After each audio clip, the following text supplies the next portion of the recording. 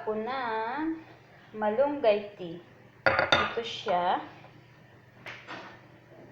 Tapos, ang gagawin ko is, it's nice.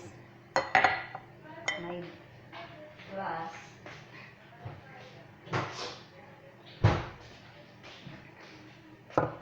Ito, malunggay lang to, tapos inano ko, blender ko. Pinatuyo ko siya, tapos blender. Tapos lalagay lang ako ng kaunti sa baso ko.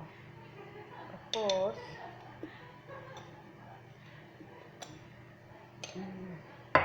lagay ako ng honey. Honey. Ito yung pinaka-asukal ko, yung honey. Yan ang iniinom ko tuwing umaga at gabi.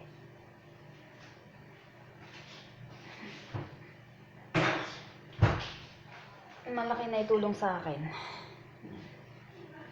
Ang benefit ng malunggay. Powder na siya.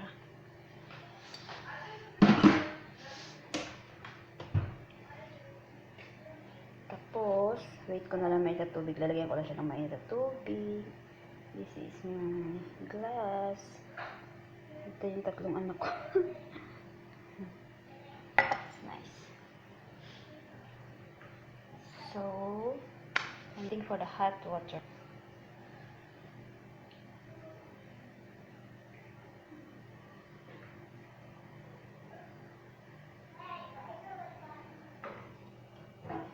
Lagay ko lang siya ng mainit na tubig.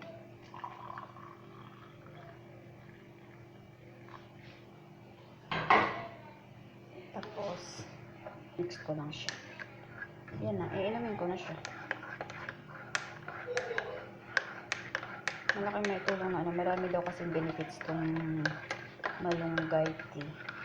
So, di ko na kailangang bumili. May mga malunggay sa kapitbahay. Kaya ang ginawa ko, kumuha na lang ako ng dahon.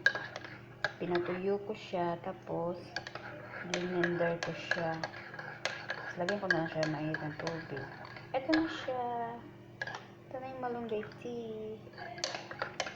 So, hindi ko na kailangang bumili sa labas. Hindi ko na kailangang maghagilap. Bye-bye!